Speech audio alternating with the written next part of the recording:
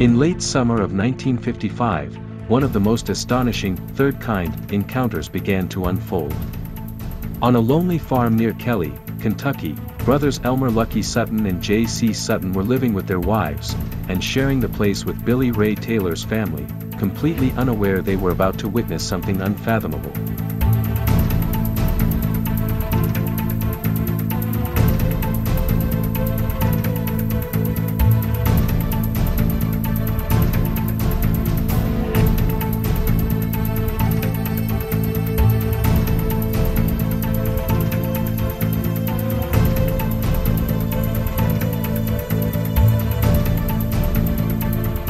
Around 7 p.m., Billy Ray left the house to draw water from the well.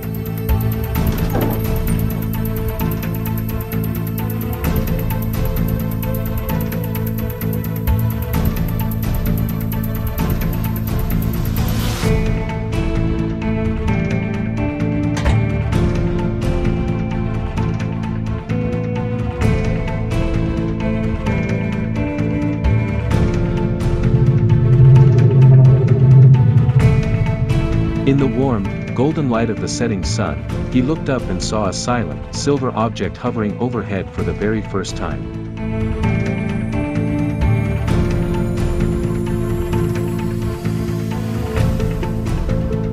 He sprinted back inside to report what he'd seen, but his family brushed it off.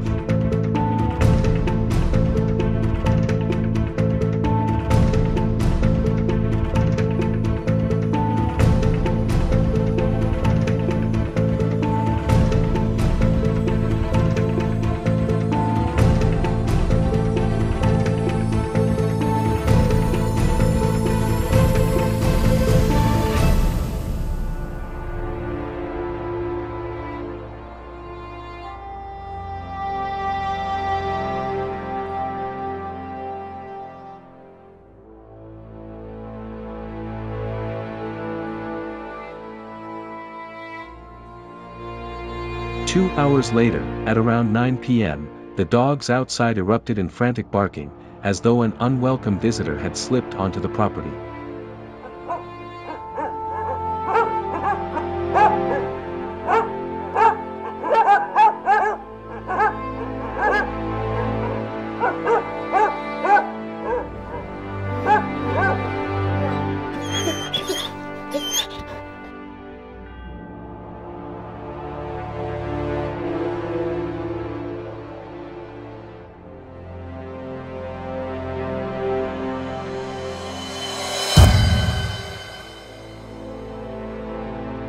In the pale moonlight, a squat figure materialized, smooth, gray skin, an oversized head, and piercing, almond-shaped eyes.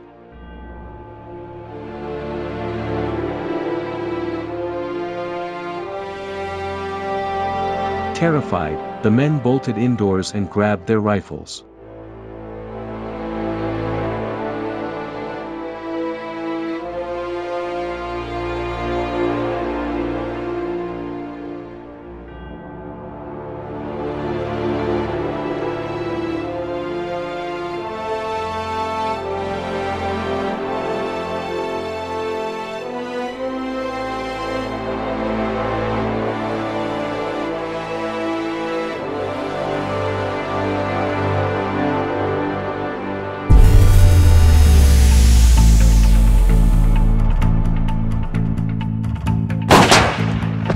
When the creature's enormous eyes suddenly glowed a ghostly yellow, Lucky Sutton squeezed the trigger, but the bullet bounced harmlessly off its strange hide.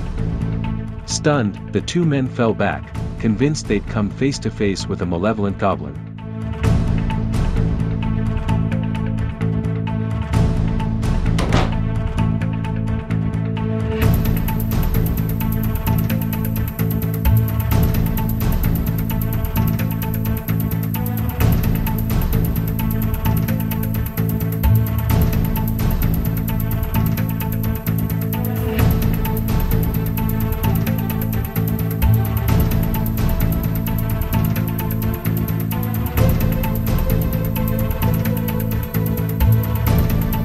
For hours, small gray beings laid siege to the house.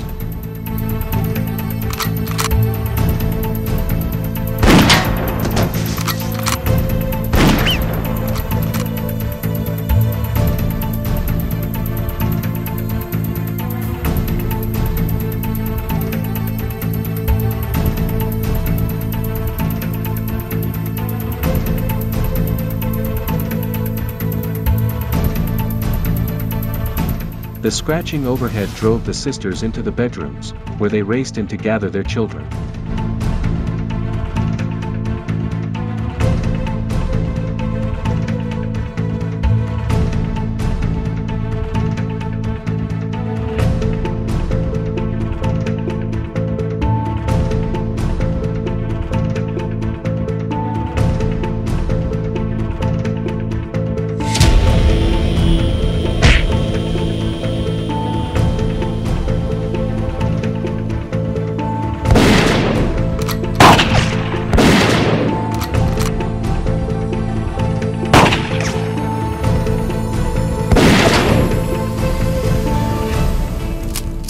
Time and again they pressed against the windows, raked the glass with claw-like fingers, and even tried to tunnel through the roof, while each of the men's shots fizzled off their silvery skin.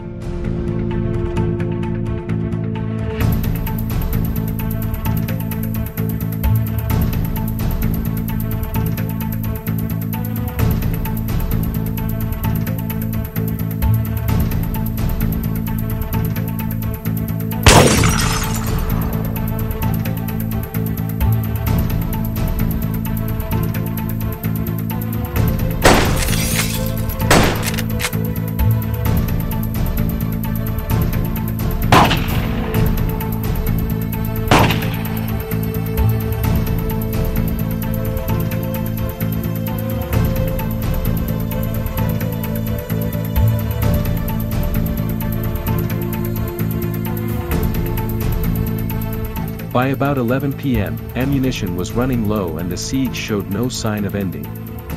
Desperate, they hatched a drastic plan: everyone would slip out and seek help.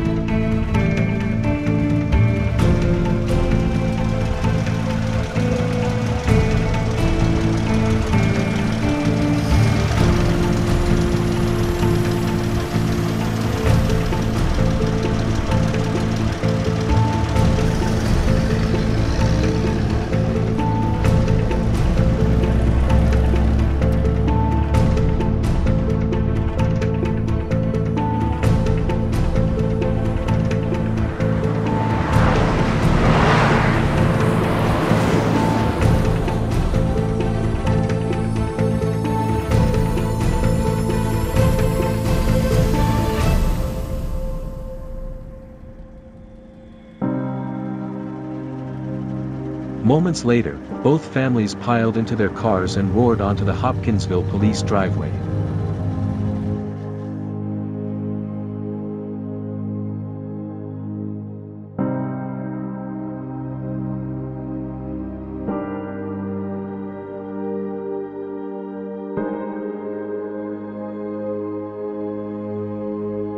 The on-duty chief saw at once that this wasn't a prank. He dialed up the state police and the county sheriff without hesitation.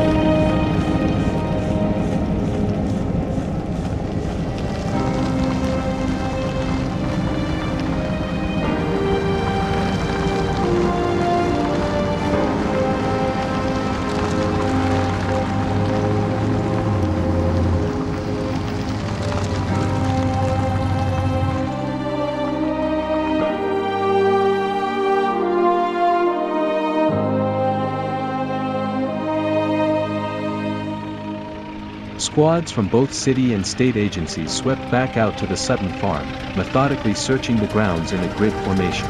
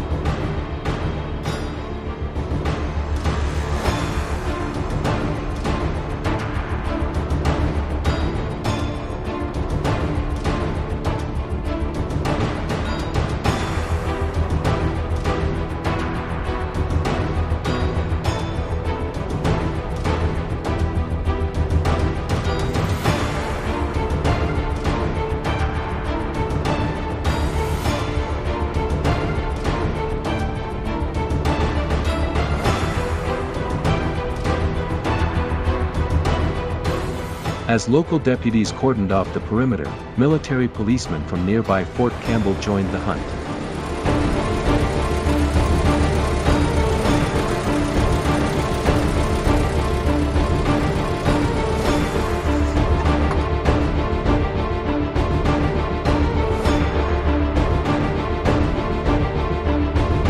Together they combed every outbuilding, documenting bullet holes in the siding, shattered window panes, and piles of spent cartridges.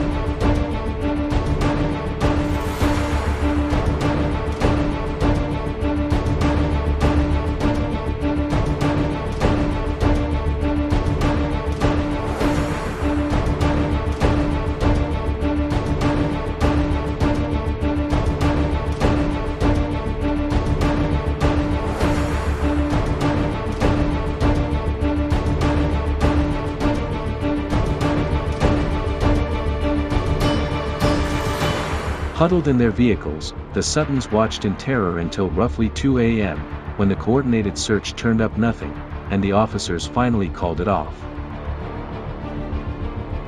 Only then did the families dare to tiptoe back inside.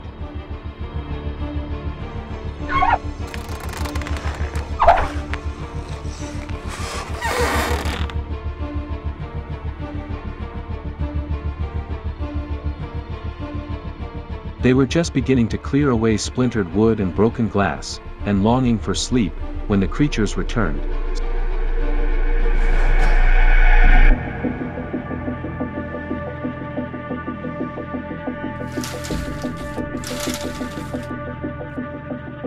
Scraping once more at window frames and door jambs. Hearts pounding, the families bolted every latch they could reach.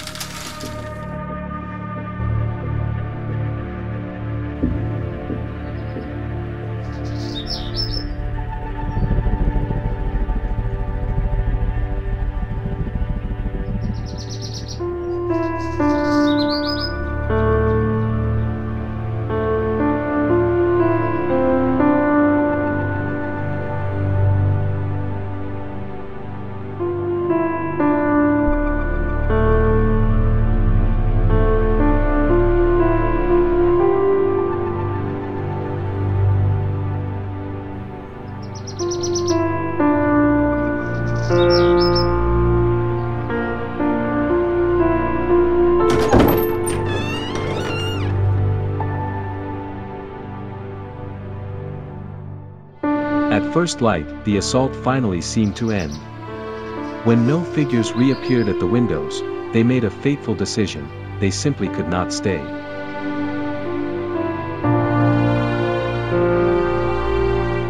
Just after sunrise, they gathered only the essentials: clothes, keepsakes, extra ammo, and provisions, and left the farm behind, their hearts heavy from the ordeal.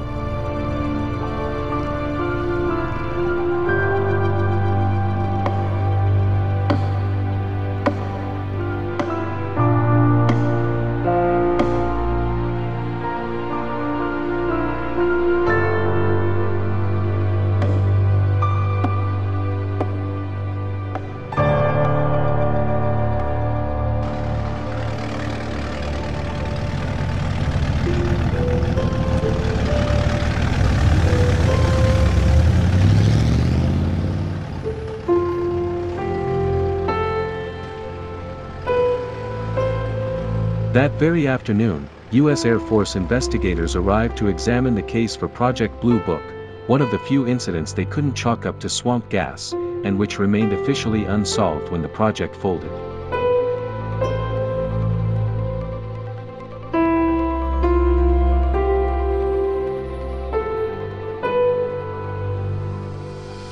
Reporters and thrill-seekers quickly descended on the farm too, but by then the Suttons had already moved in with relatives.